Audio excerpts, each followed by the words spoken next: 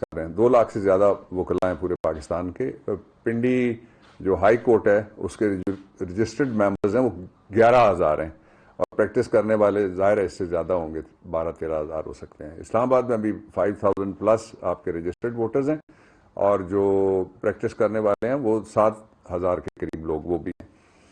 تو ان سب کے لیے آپ کی بار کے خواہش اور مطالبے اور ہم سب کی ضرورت, آپ کی بات مجھے نہیں کہنا چاہیے, میری بات, تو اس کے پیش نظر یہ پرائم منسٹر کا جو ایک نیا انیشیٹو ہے پورے پاکستان میں سارے لوگوں تک یونیورسل ہیلتھ کوریج پہنچانے کا, اور اس گورنمنٹ نے اس سلسلے میں شروع کیا. ابھی آپ کے سامنے ہم نے ایک خاتون وکیل صاحب کے لیے سہولت کھولی, تو وہاں وہ اور ان کے اہل خانہ 3 اور آپ کے صدر صاحب کے لیے کھولی, باقیوں کے لیے بھی کھلے گی ابھی, تو وہ اور ان کے 4 اہل خانہ. اس طریقے سے 2 جو اگر آپ ایوریج بھی لگائیں فیملی 4 لگا لیں 5 لگا لیں.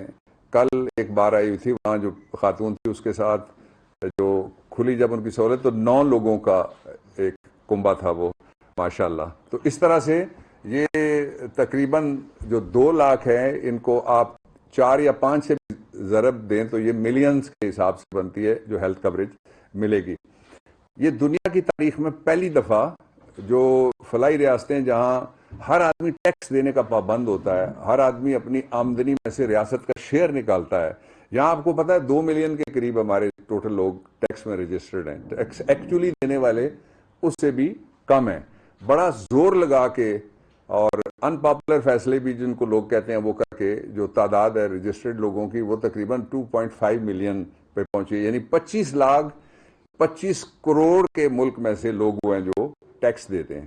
تو اس میں گورنمنٹ نے یہ انیشیٹو لیا. میں آپ سب وکلاء کو, خواتین و حضرات, آپ کو مبارکباد دینا چاہتا ہوں نمبر 1, اور دوسرا میں آپ کو یہ بھی کہنا چاہتا ہوں کہ 3 کام ایسے ہوئے ہیں جو اس سے پہلے نہیں ہو سکے. وہ ایسے کام جن کو کہتے ہیں نا سدا یاد رہنے والے. ایک تو ہیلتھ کوریج, یہ یوٹیلیٹی ایسی ہے 10 لاکھ روپے اور اس سے پریکٹیکلی زیادہ ہی بنے گا. وہ ہر خاندان آپ میں سے ہر وکیل کی فیملی جو ہے وہ سال میں خرچ کر سکتی ہے.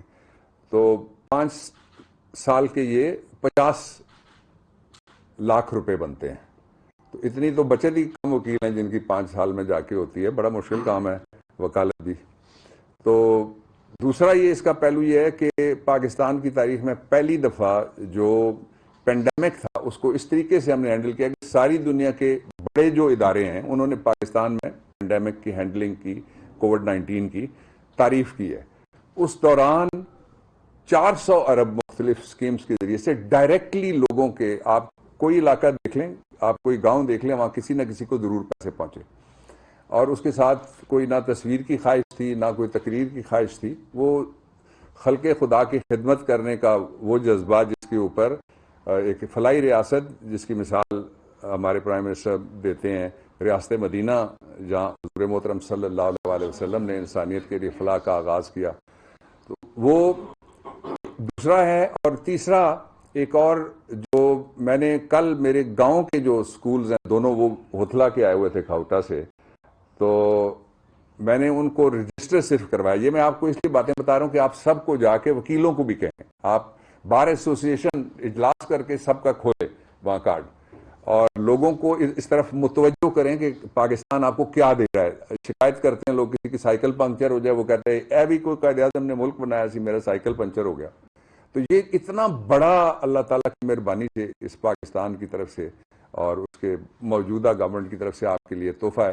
تیسری بات جو میں بتا رہا تھا جو لینڈ مارک ہے وہ یہ ہے کہ اس وقت 65 ارب سے زیادہ کی رقم رکھی گئی ہے جو بچے ہیں یتیم ان کے لیے یا جن کی آمدنی 19,000 روپے سے ماہانہ کم ہے ان کے بچوں کے لیے. تو کل 2 جو میرے گاؤں کا ایک ہائی سکول ہے بچوں کا اور گرلز سکول ہے, تو اس کے جو ایک جگہ 41 بچوں کو ملا جو 1,200 روپے سے لے کے 9200 تک اسکالرشپ ان کا بنتا ہے, depending upon the size of the family اور ادر جو ان کی ضروریات ہیں اس پہ.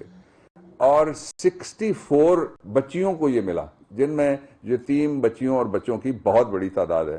تو تو یہ جو آپ کا فرض ہے اور میرا فرض ہے کہ جو ریاست اپنے سارے وسائل کا جو رخ اس نے کیا ہوا ہے لوگوں کی طرف، وہ لوگوں تک پیغام ضرور پہنچنا چاہیے، اور انشاءاللہ العزیز یہ ملک قائم رہنے کے لیے بنا ہے، جو آگے بڑھے گا علاقے کے اور خطے کے بہت سارے ملکوں سے زیادہ، جن میں انڈیا کی آبادی بھی شامل ہے۔ آپ آگے ہیں اللہ تعالیٰ کی مہربانی سے، اور اس ملک نے قائم رہنا ہے، اور اس میں آپ کا کردار ہے، جو ینگ لائرز ہیں آپ کا کردار ہے، آپ آنے والے دنوں کی لیڈرشپ ہے اس قوم کی بھی، وکلا کی بھی۔